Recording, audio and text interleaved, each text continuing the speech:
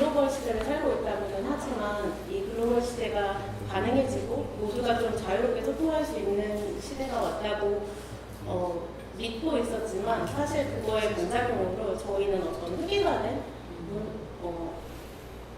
식민지 시대의 어떤 그런 무게와 그런 동호회적 문화를 이식받게 되는 이런 현상을 좀 맞닥뜨린 상황에서 저희가 이런 탈중문화를 이야기하는 데 있어서 어떤 이런 불평등함 그리고 착취의 연속 현상들을 조금 파헤치고 이것들에서 예술은 어떤 시도들을 만들어 왔을지에 대해서 프리랜서분들의 강연을 바탕으로 라운드테이블을 진행하려고 합니다. 모두가 소통이 가능하고 나의 목소리를 낼 수 있다는 믿음으로 시작한 그런 문화적 현상이라고 생각하지만 결국 그 안에서도 고립되고 목소리를 잃게 되거나 아니면 위계 밑에 위치하게 됐을 때 나의 목소리를 전달할 수 없는 상황들이 벌어지는데 이런 열린 학교에서는 이런 소외된 목소리들이 어떻게 중앙으로 다시 오게 되고 그리고 탈중앙화가 궁극적으로 이제 바라게 되는 기전에 대해서도 이야기를 나눌 예정인데요. 첫 번째로 제가 질문이 한 가지가 있는데 비서구권 예술이 서양이 주도한 글로벌 플랫폼, 이를테면 아트페어라던가 뮤지엄이라던가 일정 부분 할당된 자리를 부여받는 형식으로 저희가 이제 글로벌 아트 프로젝트들에 참여하는 것 같아요. 이게 어찌 보면 서구적인 시선에서 이제 비서구적인 예술을 소개하는 방식으로 저희가 여전히 이러한 탈식민지적 예술 활동이 이루어지고 있는 게 아닌가. 그래서 이거에 대한 문제의식을 최근에 많이 가지고 있는데요. 이것들에 대해서 선생님들의 의견이 어떨지 궁금합니다. Yes, and it's especially a problem because it tends to be the same people over and over again, these kind of star system. This was part of our desire to create bigger platforms and to increase the channels of circulation. And it was why our partners wanted a section of the book to be about forming new organizations and institutions so more works can come into visibility.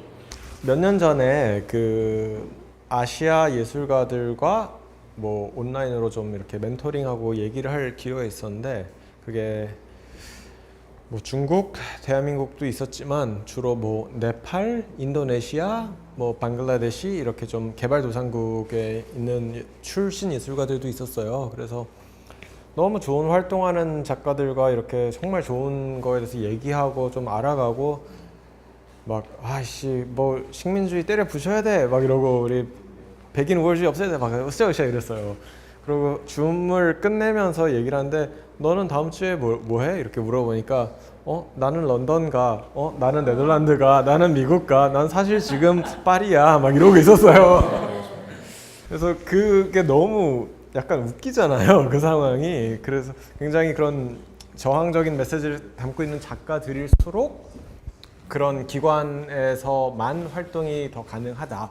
왜냐하면 현지에 예술계가 없고 거기 뭐 전통적 예술이라든지 뭐 좀 더 그런 기성 세대에 맞는 예술에 저항하고 있기 때문에 시장도 없고 뭐 네팔 같은 경우는 발언을 못하는 경우들도 있어요. 중국도 그랬죠. 홍콩 예술가들도. 그래서 검열이 심하기 때문에 그래서 그럴수록 또 글로벌 노스로 가서 활동을 하게 되고 이런 말씀하신 그 어떠한 틀에 더 맞춰서 보여지는 그런 현실이 있기도 하고 그래서 그런 지점이 좀 씁쓸하다고는 생각을 했었어요. 근데 저는 모더레이터님도 그렇고 다른 분들에게도 질문 드리고 싶은 게 그 서구와 뭐 동양이라든지 글로벌 노스와 사우스의 구분이 그렇게 이분법적이지는 않다는 것에 대해서 더 이야기를 하고 싶고 대한민국은 저는 당연히 글로벌 사우스는 아니지만 또 과연 글로벌 노스인가라는 그런 생각도 들고 사회적으로 굉장히 취약한 부분들이 있잖아요. 예를 들어서 장애인 인권 같은 경우는 굉장히 후진국에 더 가까운 것도 있죠. 그래서 그게 어떻게 보면 그 계층적인 것들이 좀 더 다이나믹하게 봐야 되지 않을까. 지리적인 차이뿐만이 아니라 그런 생각이 들었습니다. 제가 사회정치학과 수업을 진행하신 분께 이야기를 들었는데 이런 정치외교적으로 그리고 사회과학적으로 한국의 지정학적 위치에 대해서 학생들한테 질문을 했을 때 의외의 대답이 돌아왔다고 하더라고요. 우리는 이미 우월한 지위를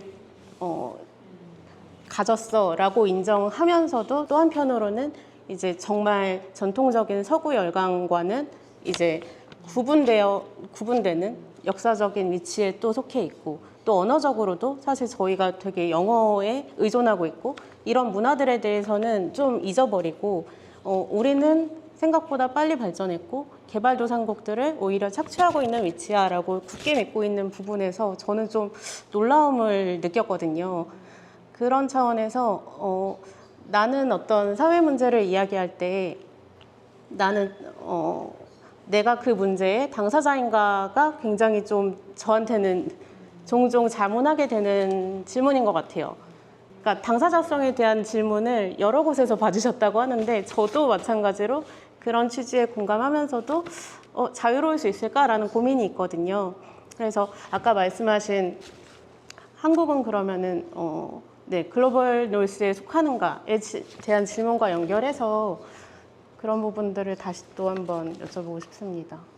A couple of things. One, I think it's really helpful to remember that identity is always intersectional and multiple.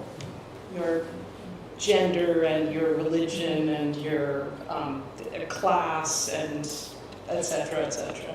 So to be aware of your subject position and take responsibility for it is also very important. And it's completely relative to your context. So one of the contributors to the book is an Indian curator called Tanvi Mishra. And she does a lot of international curating where she is being asked, in some senses, to use photography to represent India and the South Asian region, which is a huge responsibility and also a privilege. But her experience is split because when she's at home, she's a high caste, high caste, quite fair-skinned woman with a lot of education, which has a lot of weight historically in India. But when she's in the West, she's a non-white woman representing India in some way. So all of these things are true, and none of these things are true, you know, but it's part of what she has to think about when she's working. It's part of who she is as a curator, and it makes her work very strong that she's so conscious of it. 당사자성에 대한 이야기를 하면 좋을 것 같은데요. 한국에서 활동하는 해외 국적 예술가들과 좀 교류를 할 기회들이 많이 있었어요. 예, 뭐 전시장에서 보기도 하고 친구 통해서. 근데 유럽이나 미국, 호주 출신 백인 남성들은 굉장히 좀 쉽게 살더라고요. 한국에서. 뭐 당연히 다 아시는 얘기지만 정말 뭐 대학 교수도 쉽게 되고 석사학위가 없어 박사학위가 없어도 대학 교수가 되고 한국말 못해도 대학 교수하고 뭐 개인전도 하고 국가 뭐 대사관에서 주는 기금도 받아서 활동하고 아주 편하게 활동을 하고 있어서 너무 좋다고 한국. 그리고 솔직히 까놓고 얘기하면 작품은 그닥 좋은지는 모르겠지만 예. 근데 그게 좀 식민지적인 상태라고 생각이 들었고 이것은 사실 뭐 카자흐스탄이나 뭐 다른 개발도상국에 가면 더 하대요. 예. 근데 제 동료 중에 뭐 생긴 거는 한국인처럼 생겼는데 입양이시거나 뭐 4세 이민자 아니면 난민 출신이기 때문에 전혀 한국어를 못 하시고 문화도 몰라요. 하지만 굉장히 무시를 당하고 그분 작업이 정말로 좋고 해외 뭐 비엔날레에서도 소개되고 이런 작가인데 전혀 소개가 안 되고 정말 취직에 실패를 하고 한국을 떠나는 경우들을 배우면서 이렇게 좋은 작가님을 좀 커뮤니티랑 만나고 선생님도 했으면 좋겠는데 그게 참 어렵다. 그리고 이게 이 백인 우월주의가 정말 한국에 너무 깊이 있기 때문에 이거를 어떻게 2024년에도 이 모양인데 이거를 어떻게 다음 세대에 넘기지 않고 바꿀 수 있을까라는 질문을 하지만 저도 좀 혼자 해결할 수 있는 건 아닌 것 같다는 생각도 들었고요. 그게 그냥 현실인 것 같아요. 작품을 살려니까 4억이래요. 근데 어떻게 보면은 그런 미술계가 있고 그걸 사는 사람들이 있고 웨이팅을 해서 그리고 그냥 뭐 월세 40을 내는 작업실을 유지하지 못하는 작가들이 엄청 많이 있고 그리고 그 간격이 그러니까 그게 똑같이 서울이라는 도시에서 일어나지만 이게 전혀 다른 세계로 움직이잖아요.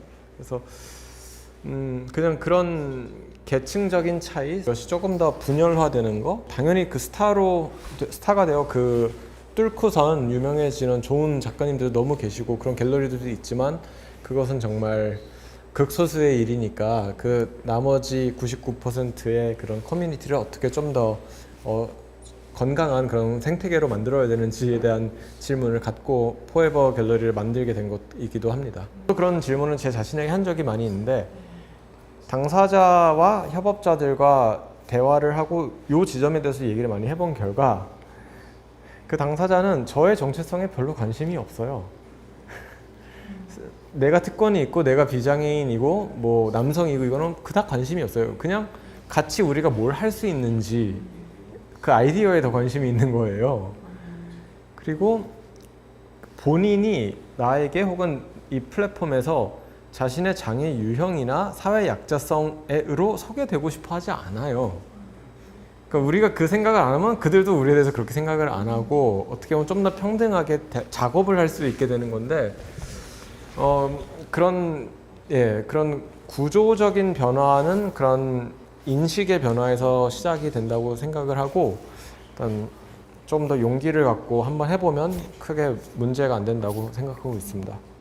탈식민지화와 관련해서 이번 글로벌 포토그래피 이 책을 발간하시는 데 있어서 다양한 나라의 다양한 국적의 이제 아티스트 분들 그리고 교육자 다양하신 분들과 협업을 하셨잖아요.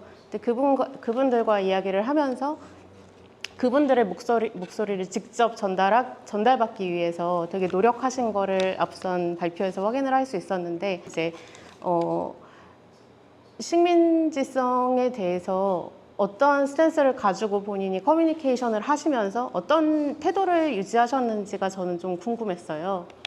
One of the things about the structure of the book is that a lot of the artists were commissioned to be part of the book by the editors or by chapter writers who were in the same country as the artists.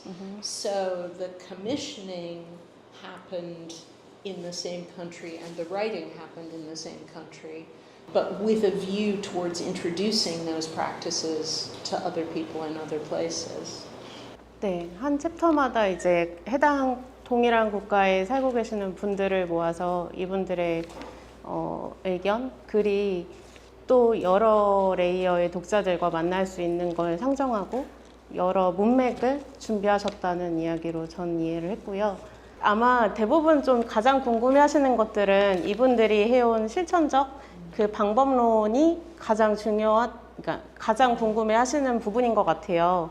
루시 씨 같은 경우에는 정말 다양한 국가의 아티스트와 그리고 연구자들 그리고 기획자들을 모시고 사진이라는 하나의 매체에 둘러싸인 다양한 목소리를 최대한 담으려고 노력했고 또 여기 최태윤 작가님 같은 경우에는 모든 프로젝트마다 조금 다른 주제를 다루시는 것 같지만 결국에는 그 안에 작가 한 명으로서 이제 작품을 소개하는 자리이기보다는 모두의 목소리가 이제 얽혀서 하나의 대화가 가능한 형태의 장을 만들어 오셨다고 저는 좀 느껴서 이렇게 각자 어떠한 연결망을 만들고 이것들을 계속해서 지속적으로 조직해 나가는 것들에 대해서 각자 나름의 어떤 추구하는 가치와 방법론이 있을 것 같다는 생각이 들거든요. 그래서 최태훈 작가님부터 본인이 여태까지 시도해 오신 이런 네트워크를 유지하고 또 만들어 오셨던 방법에 대해서 좀 소개 부탁드립니다. 근데 그 힘들어요, 그건 실제로. 그러니까 저는 얼마 전에도 에디터 분이 제가 하는 활동을 뭐 모두를 위한 예술이다라는 표현을 써서 제가 장문의 이메일로 모두를 위한 것이 아닙니다. 모두를 위할 수 없습니다. 그리고 모두라는 표현이 약간 요즘 포용성을 지향하는 그 맥락에서 약간 불편하게 사용되는 경우들이 있어요. 그러니까 예를 들어 대한민국에서 뭐 특히 국가기관이나 이런 데서 장애인을 모범적인 사회 약자로서 뭐 예술적인 천재다, 그리고 뭐 다른 식으로 소통을 하는 사람들이다 이러고 장애인 예술가를 서포트하고 모두를 위한 거다라고 하지만 뭐 장애인의 휠체어 접근성은 전혀 생각도 안 하고 지하철에서 시위하는 분들은 감금하고 약간 이런 모순들을 보면서 그 모두라는 것이 어떠한 둘레 안에 있는 사회적 그 규범을 도전하지 않는 안전한 사회 약자들만 모두로 생각한다라는 지점에 굉장히 불편함을 느끼고 제가 활동을 할 때도 그 지점이 반복되지 않도록 되게 노력을 하거든요. 그래서 간단히 말씀드리면 모두를 위한 것이 아니고 모두란 없다 라는 그 불가능한 것을 말씀드리고 싶었고요. 제가 어렵다고 말씀드린 거는 그 관객 혹은 참여자와 관계를 맺잖아요. 뭐 되게 인텐스하게는 뭐 몇 달 아니면 1년, 2년씩 관계를 맺기도 해요. 이렇게 알고 지내고 이메일도 자주 하고 같이 콜라보를 하기도 하고. 근데 프로젝트가 끝나면 그것은 일단 정리가 된 관계예요. 그래야 해요. 네, 그게 더 윤리적이에요. 왜냐면 그 어떤 사람도 수백 명의 지인을 언제나 갖고 살 수는 없는 거예요. 근데 그 지점에서 참여자들이 약간 섭섭해 하시거나 프로젝트 진행 중에는 엄청나게 제가 그냥 다 열어놓고 자주 연락하고 밤에도 연락하고 뭐 상담나 이러다가 프로젝트 끝나고 이제 저는 다른 지역으로 이동해서 또 다른 커뮤니티 일을 하면 안 되거든요. 저도 개인 사생활이 있고 죄송하지만 어느 정도 선을 그어야 되는 것들도 있었어요. 저는 제가 사회복지사가 아니라고 언제나 얘기를 하고 제가 그닥 모범적인 그런 개인 시민도 아니라고 저는 언제나 얘기를 하지만 그 제가 추구하는 바 때문에 그런 식으로 이게 소개가 되거나 오해가 있는 경우들이 많이 있었어 가지고 저는 그 지점을 좀 불편한 그 현실이라고 생각을 하고 있습니다. The network relies on the enthusiasm and the curiosity of its participants. Many of us are academics, so we have the luxury of having a salary, but being expected to learn new things. But it's also social. We've become friends. A lot of us are women who maybe haven't become big famous professors because we have children and other responsibilities. So we may not be the people who get a year off to write a big book. We can do these little pieces of scholarship. So we've tried to design a project that lets exciting things happen in little tiny pieces with our friends. 두 분의 대답을 듣고 나니 이런 결과가 나온 것 같아요. 이거에 대한 시도에서 어떤 정당성을 부여하기 위해서 완전 무결한 어떤 거를 만들고자 노력하기보다는 이 시도 자체가 굉장히 중요하고 모든 것을 담아낼 수 없을지라도 지속할 수 있는 터전을 먼저 만들고 시작하는 것이 오히려 중요하다라고 말씀하신 것 같아서 그 부분에 대해서는 저도 좀 큰 울림을 받고 있고요. 두 분 다 학교에서 제자를 양성하는, 그러니까 예술학교에서 일하고 계신 교수님으로 이제 활동하고 계신데요. 예술교육에서 가장 첫 번째로 나오는 질문 중에 하나는 예술을 위한 예술 또는 이제 사회를 위한 예술, 이 두 가지의 문법으로 예술의 성격을 구분하곤 하는데요. 두 분의 이러한 시도들은 어찌 보면은 사회를 조금이나마 변화시키고 어떤 예술의 어떤 사회적 목소리를 드러내는 거에 연결이 되어 있다고 생각을 해서요. 그렇다면은 이런 활동을 하시는 여기 두 분의 연사님들은 본인의 교육 과정에서 이런 것들을 어떻게 학생들에게 전달하고 계신지가 저는 개인적으로 궁금합니다. 저는 그 예술을 위한 예술과 사회를 위한 예술의 이분법을 믿지 않는 편이고요. 그리고 저는 예술을 위한 예술도 사회적 역할이 있다고 생각하고 사회 참여적 예술도 예술적 가치가 있다고 생각을 하고요. 그 이런 오늘은 뭐 좀 일반적인 아티스트 토크 같이 이렇게 커다랗게 보여드렸던 것 같아요. 이것저것 해왔던 거다. 좀 개념적인 거. 근데 수업에서는 저 포토샵도 가르쳐요. 네, 코딩도 가르치고 뭐 파일 관리하는 거, 뭐 파일 저장하는 거, 압축하는 거 그것도 가르쳐요. 근데 그 지금 웨인 대학교에서는 그렇고 뭐 대학원 수업에서는 뭐 당연히 좀 더 개념적인 거, 미술사적인 거 얘기하기도 하고. 근데 저는 그 학생들에게 기술적인 아주 구체적인 걸 가르치는 것도 예술적 사회적 의미가 있다고 생각하거든요. 그리고 그게 직접적으로 막 엄청 대단한 예술을 만드는 게 아니더라도 접근성이라든지 뭐 시각적 언어를 확장하는 데서도 의미가 있는 것 같고, 특히 요즘 웨인에 가게 된 후로는 정말 달라요. 그러니까 제가 뉴욕에서 살고 뭐 뉴욕대, 뭐 연세대 뭐 이렇게 좀 좋은 학교에서 주로 가르쳤던 것 같아요. 그리고 그게 그 사회적 기준에서 좀 그런 경쟁력이 있는 학교에서 시간을 많이 보내고 그런 학생들 만나고 그 안에서의 다양성을 굉장히 집중하다가 이제 그 웨인은 시립대학이거든요. 그래서 일단 다 워킹 클래스 학생들이 대다수이고 일단 흑인 학생들이 절대적으로 많고 그냥 다른 세계예요. 그리고 그 컴퓨터가 없는 학생들도 있어요. 그러니까 자신의 컴퓨터가 없어요. 그래서 그런 학생들에게 디지털 아트를 가르친다는 게 뭘까라는 질문을 굉장히 하면서 저도 굉장히 도전을 받고 있는 것 같아요. 제가 좀 당연시했던 장비라든지 뭐 접근성이 완전히 무너지고 있고 그들의 가치관과 싱크하는 것도 굉장히 중요한 것 같고, 그래서 수업에서는 정말로 기술적인 거나 뭐 단순한 걸 가르치지만 이 관계 맺음을 통해서 다른 의미가 나올 수도 있다 또 생각을 하고 있습니다. I think for me, one of the things that's very different between the way I teach in relation to the way I was taught is that my goal is to meet each student where they are on their own artistic journey.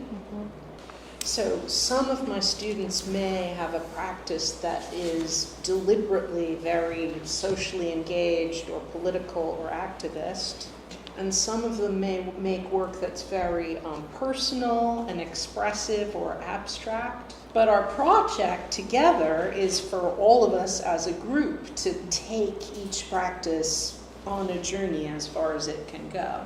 And I don't see those two things as being opposite. I think art can choose one path or the other, but that most art combines those values. I just wanted to say one more thing that occurred to me about the logic of colonialization versus decolonialization. And that is, to be a colonizer is to extract value. It's an extractive logic. You go somewhere and you take things. But I think something that unites the work that Tayin has been talking about and the work that I've been talking about is an interest in projects that sort of give something back, projects that have a logic of the gift or a logic of generosity, and that maybe that is a helpful idea. 루시님께서 좋은 부분을 이제 마지막에 던져주신 것 같아요. 탈식민지라고 했을 때 식민화 자체가 어떤 아이디어나 어떤 가치를 빼앗는 것 혹은 이제 착취하는 것이라고 이해할 수 있다면은 탈식민지는 오히려 주는 것, 그러니까 공유할 수 있도록 어떤 것을 만드는 것, 그런 것들일 것 같고, 두 분의 강연에서도 이제 그러한 부분들 공유하고 나눌 수 있는 것들을 만든 활동으로 정리하고 싶다고 말씀하셨고요. 그러면 저희가 대략 10분 정도 시간이 남아 있는데 아마 이야기를 들으면서 좀 궁금한 것들이 많이 생기셨을 것 같아요. 플로어에서 혹시 질문이 있으시다면, 네. 현실적인 질문을 드리고 싶은데요. 저도 이런 탈중앙화와 식민지화, 탈물질화를 추구하고 싶은데 조금 더 집중하고 자유로울 수 있는 예술 활동을 위해서 그런 어떤 재정의 문제를 피할 수는 없는데 그 영국이나 미국에서는 어떤 방안이 있는지 아니면 어떤 인식이라도 이런 어려움에 처한 이런 예술인들이 어떤 마음가짐, 인식을 갖고 해야 그런 팁이나 어떤 방안, 어떤 인식의 방법 이런 게 있으면 좀 알려주시면 감사하겠습니다. 저는 한국이 그냥 객관적으로 봤을 때 예술 문화 지원이 좋은 편이라고 생각이 됩니다. 네, 그것은 저뿐만 아니라 그냥 국가 전체 예산의 비율을 해가지고 문화예술 지원을 보면은 상대적으로 높은 편이에요. 제가 여러 나라에서 활동을 하고 보면서 더 열악한 상황이나 더 절망적인 상황에서 예술을 사용해가지고 경제 활동을 하는 거를 보면서 좀 그냥 용기를 드리고 싶다, 더 하실 수 있다라는 그런 그 서포트로 들으시면 좋을 것 같습니다. In the United Kingdom, 100 years ago, they spent a lot of money on art and culture. And now, just in the last 20 years, the funding has been cut and cut and cut and cut to practically nothing. The good side of this is that it's created a culture that in English they call DIY, do it yourself. So as I said, we ran an international talk series for 2 years on almost no money. So like with our book, we were lucky we got a publisher because a publisher wanted to publish it. But if they hadn't wanted to publish it, we could have made it a website. We would have found some other way to distribute what we had done. So if you give yourself permission to think outside the box, it can make exciting creative new things happen. 그 한국이 그 최태훈 작가님께서 말씀하신 것처럼 국가 지원 사업이 굉장히 많고 이 예술 부양을 국가 주도로 이제 하고 있지만 그게 어찌 보면 예술가의 자생력을 조금 떨어뜨리고 있다라는 비판 의식도 있는 상황에서 이 탈중앙화가 어찌 보면은 자발적인 그러니까 소규모의 스스로 매니징할 수 있는 정도의 다른 방법을 찾아야 되는 그 시도를 좀 제한하고 있는 게 아닐까라는 생각도 듭니다. 탈중화 맥락에서 그 대한민국에서는 서울 중심 문화에 대한 것도 좀 문제인 것 같아서 그냥 아주 단순히 얘기하면 지방에 있는 대한공간이나 독립 책방들이 많은 지원을 못 받아요. 그래서 서울 바깥에서의 예술 활동을 좀 더 유심히 지켜보고 그거가 지속 가능하게 하는 것도 그냥 현실적인 탈중앙화라고 생각을 합니다.